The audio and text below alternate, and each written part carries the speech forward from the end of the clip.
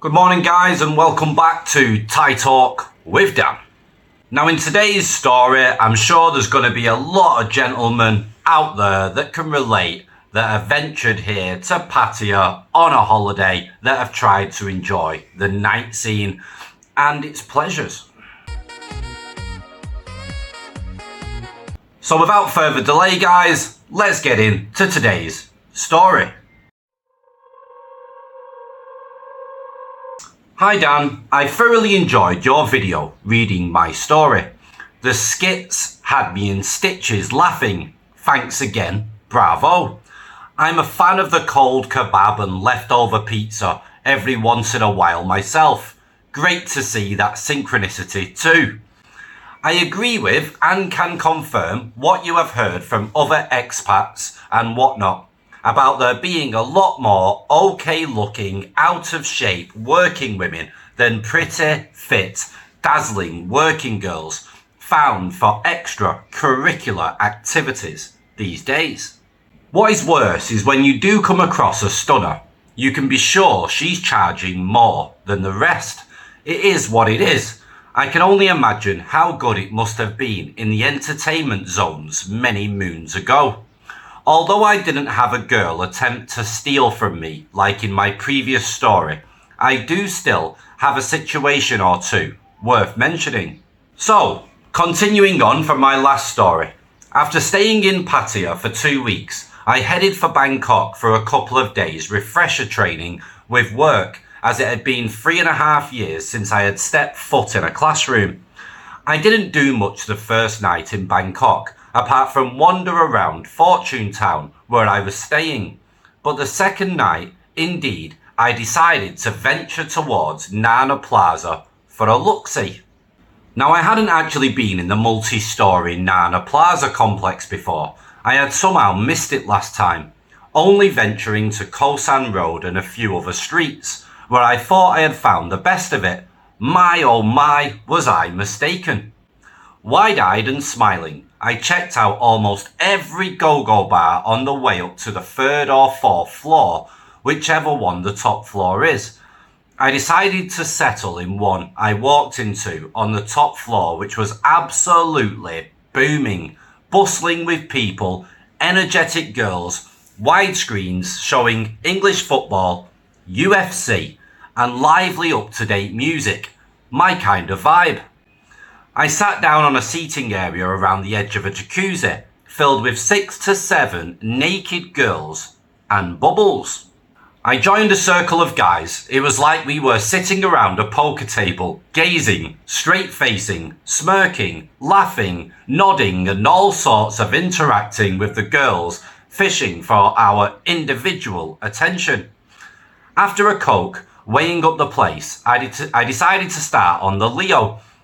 I often operate like that because I'm not the type that can have 1 or 2 or 4 drinks and go home like everything is all hunky-dory. It's usually a blackout situation once the switch is flicked, so I tend to flick it more cautiously the older I get. Thank God it's less and less lately that I do decide to have a planned explosion, but it's definitely planned, it should be. To make a long story a bit shorter, as I feel like I'm rambling and I want to land this story.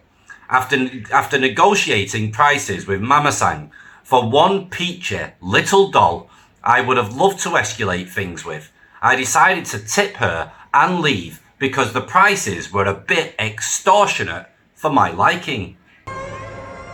You're not young. Now, I'm not one to go out without a sense of adventure. Leaving the plaza and going up the street a bit, I met a tasty 23-year-old lady in a black mini dress and high heels who told me she was headed to a friend's party, but where was I going myself? I told her I was up for spending time with a lady before at the plaza, but after hearing figures like 7,000-8,000 baht, I was put off by the idea. She suggested she would stay with me until the next day for 2,000 baht. Now, might I add, back in 2019, the going rate was 1,000 baht short time and 1,500 long time with girls I'd meet that way if there was going to be money involved. But as I mentioned in the last story, the price increase was evident and I didn't seeing it too bad of a deal. Besides, she looked very well through the old beer goggles. So, agreeing on the 2000, I took her for food and more beer before we headed for my room. From the minute we spoke, she was enthusiastic and a good crack. This lasted for the duration of the meal and the beer. As I glanced in the mirror while yapping away to the taxi driver, I saw she was having a little nap in the back. It didn't faze me, just an observation I made. When she woke up from that little nap, she had turned into a right little narky demon. Short answering, snappy, and full of attitude.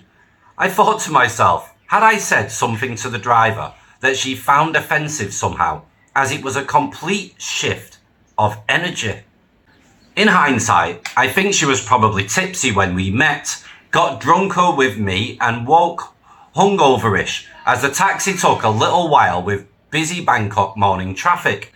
I probably had let the night run away with itself a bit too much, as it tends to happen while drinking. Some of what would follow probably would have been avoided if I had just brought her home when I met her, but nah, when I'm on it, I'm on it. Shamelessly Irish in that regard, there's no going backwards in going forward. Now, I was turned off her on an intellectual level before we got to my room, and would have got rid of her if I wasn't operating out of my lower energies. So her narkiness wasn't preventing me finishing what had begun with us, although I was close to calling it off when she told me it was her time of the month.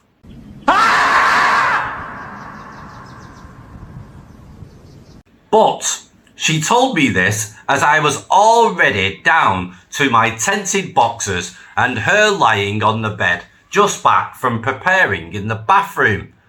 Her words were, "You'll have to be quick because it's my time of month. Please hurry up." I was a little annoyed, but again, I was up for it. I was ready. I was primed. She had me feeling less and less excited since the taxi, but the final straw for me, the proverbial nail in the coffin, was when she went, "Can you finish already?" A few minutes in, just when I was starting to feel like I'm getting somewhere out of the situation, I stopped immediately, got off her, discarded, I can't say this word guys, and walked towards the ATM with her. She was loud and aggressive with me leaving the room in front of the other guests who were getting ready for work. I had remained silent from when she told me to stop. Disappointed, fed up, anger was building slightly, but I was sure I could get her the money and send her on the way without an eruption. It was only when the machine spat my card back out at me after checking my balance, which was either my hitting the wrong button or God guiding me, because I didn't mean to cancel the transaction. I meant to check how much was still in my account before withdrawing the money for her. When the thought arose, what exactly am I paying her for?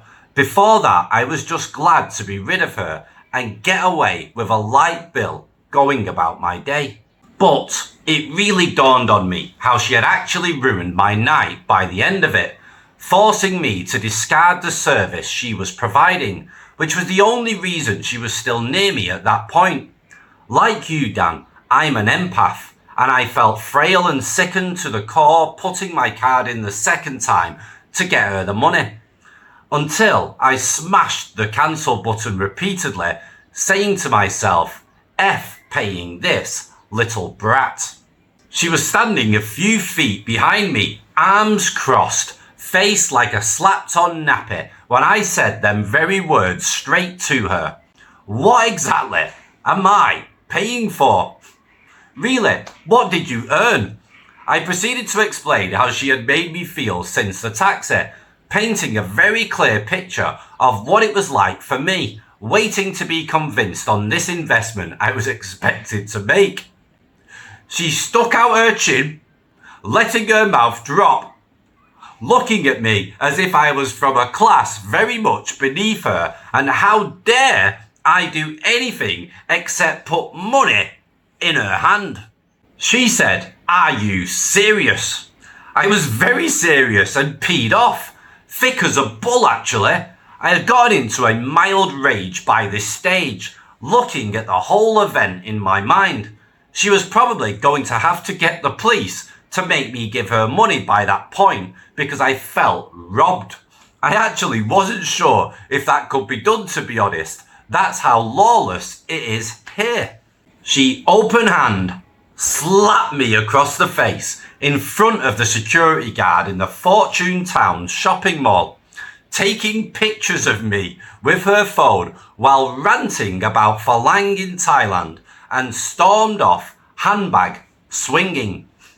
I was feeling justified and laughed for about 30 seconds, looking at the security guard laughing back at me. Still drunk enough, I walked away feeling like the scales were balanced between myself and her, and went for a sleep. Now, that was the last time I've had involvement with anything other than genuine matters of the heart, as far as I'm concerned. I feel it was a lesson to stay away from that kind of business, seedy behaviour and whatnot. It was my third week in Thailand and the end of my long-awaited party period.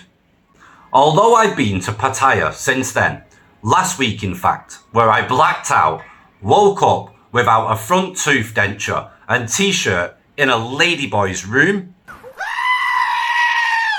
I know there was no money involved there because I brought a minimal amount and it was spent before my memory lapsed. Not that I would give a ladyboy money, but that's a story for another time, which I am willing to share also. Looking forward to hearing you discuss about this. Don't hold back, right or wrong, it's all perspective in the end. Best wishes, James. Right, James, thanks for sending in your story, and I'm sure there's a lot of guys that can relate to part of your story, at least. Where they've got with a girl, they've naively not taken her back to the room, which is what they got with her for, and they've bought her drinks, got her wasted, took her to the club. She's tired by then, she's not in the mood, she just wants to sleep. You got to look at it at the end of the day that she's a working girl, this is what she does every day. So she's going to get tired, and if you keep feeding her alcohol and you put her in a taxi for 15 minutes, she's going to want to sleep.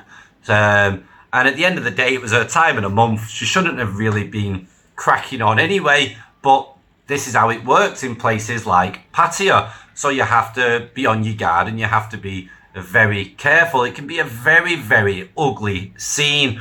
And it's not for me, guys. It's not my taste. I'm just happy to share the stories because there's a lot of guys that come here just for that kind of thing. And I understand why. They've had enough. They don't want to be in relationships anymore. They can be married, have a wife at home, and they just come here to have fun with the ladies. And I get it. It's just not my personal style, but I understand, guys. So if this is your style and this is what you want to do, you have to be extremely careful. And I'm sure there's a lot of guys that have been frequenting to places like Pattaya and Bangkok that have got with women here, and it's ended up an absolute disaster. And if it has, we'd love to hear from you. Share your story and send an email in to thaitalkwithdan@gmail.com and we can share it with everyone. Okay, guys, thanks for watching. Have a great day and ciao for now.